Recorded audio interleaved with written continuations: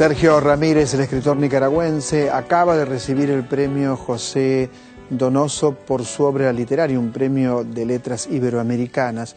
Es un galardón, son $30.000 que se le da a un escritor, sobre todo en este caso, según cuentan los cables que leímos, por el contexto moral y ético en el que se desarrolla su obra. Este libro, Sergio Ramírez, La fugitiva, su último libro, habla de una mujer, Amanda Solano, que en un momento muy particular, mediados del siglo XX, se dedicaba a escribir, se dedicaba a vivir, y esto no era muy bien visto.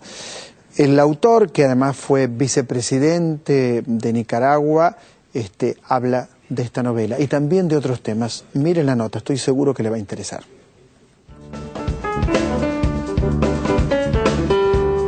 Sergio Ramírez, qué gusto que esté otra vez en la Argentina y con una novela Muchas gracias. tan intensa, que es La fugitiva. La primera pregunta, porque mucha gente aquí obviamente no sabe de quién estamos hablando, es ¿quién fue Amanda Solano?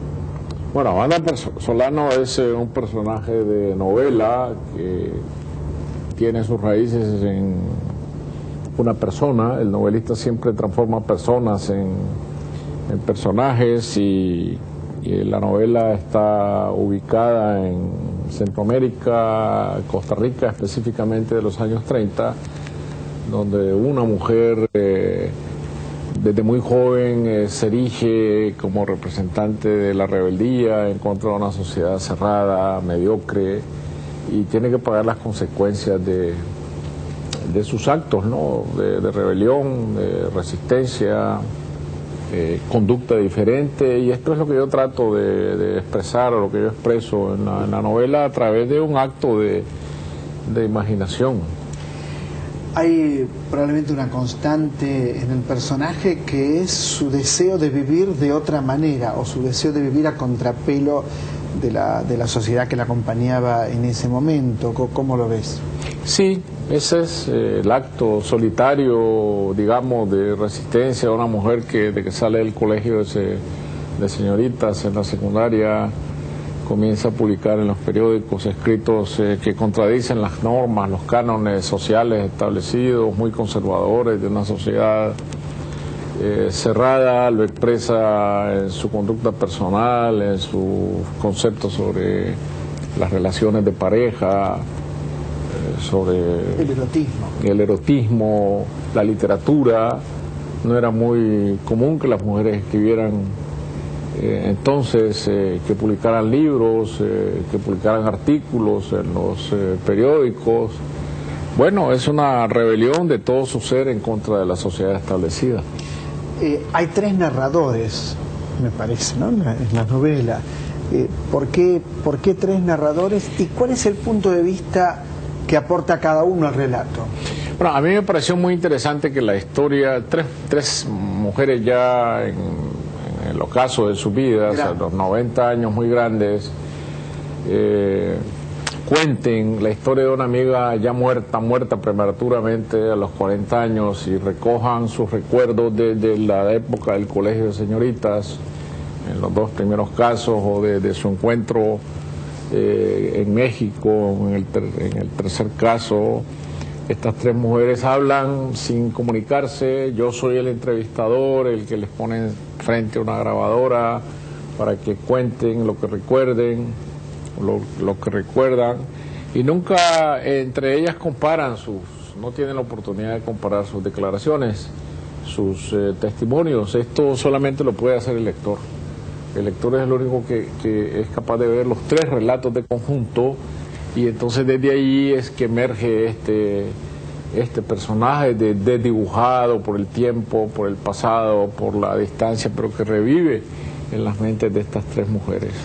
Impresiona también la salud endeble que tenía Amanda Solano y también su relación tan conflictiva con algunos hombres.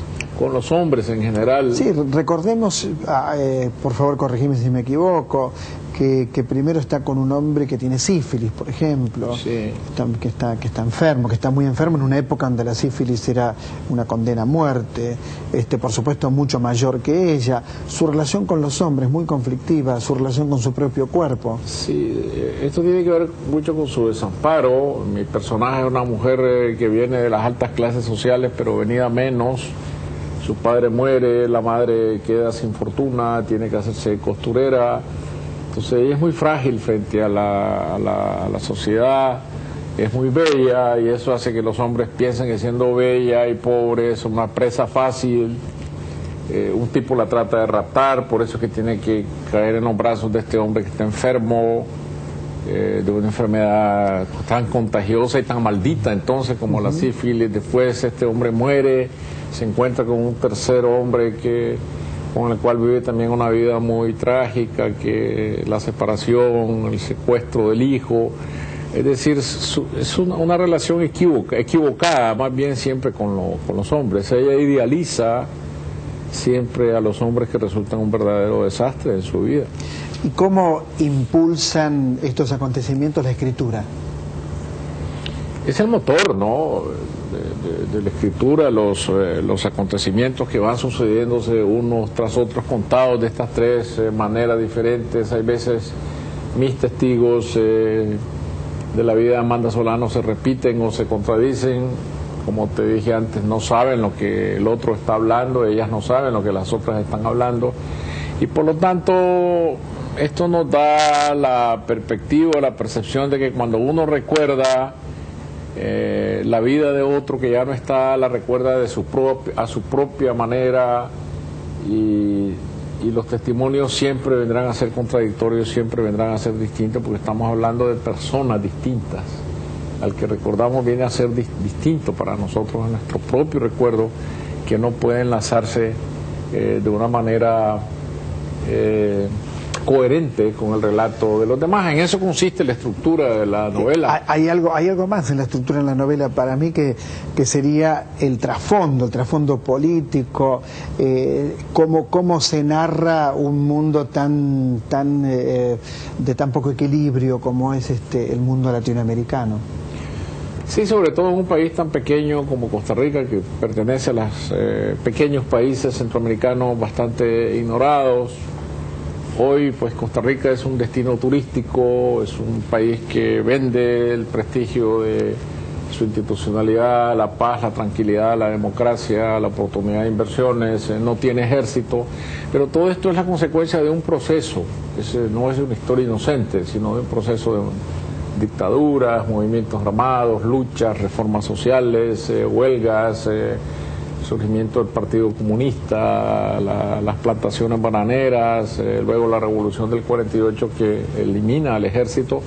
Pero hay todo un trasfondo dramático en la historia de este país, que es el país y la época de mi personaje. ¿Y hace mucho querías rescatar a este personaje? ¿Le venís siguiendo la huella? ¿Cuál ha sido tu relación con esta historia? Yo diría que hace mucho tiempo, porque a mí me tocó irme a vivir a Costa Rica muy joven, a los 22 años. Me trasladé a vivir a Costa Rica. Me quedé allí por los siguientes 14 años hasta el triunfo de la revolución en Nicaragua. ¿Sandinista? Sí, y entonces yo conocí muy a fondo lo que era este país, todavía muy provinciano, muy pequeño. Hoy Costa Rica es una ciudad desmadrada, ¿no? Caótica, de una enorme población, San José, la capital, pero en ese tiempo era una ciudad pequeña, provinciana, con estas mismas costumbres conservadoras que están narradas en la novela. Entonces yo conocí la atmósfera y empecé a oír de este personaje que inspiró al personaje de mi novela, su historia, su lucha por sobrevivir en un medio hostil, su muerte trágica en México. Digo trágica porque murió a los 40 años, muy enferma.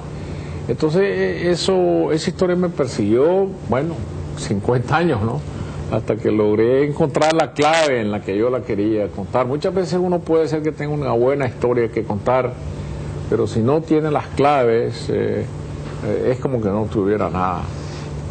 Sergio Ramírez, ahora volcado exclusivamente a la actividad literaria, recordemos que ha sido presidente de Nicaragua. Vicepresidente, sí.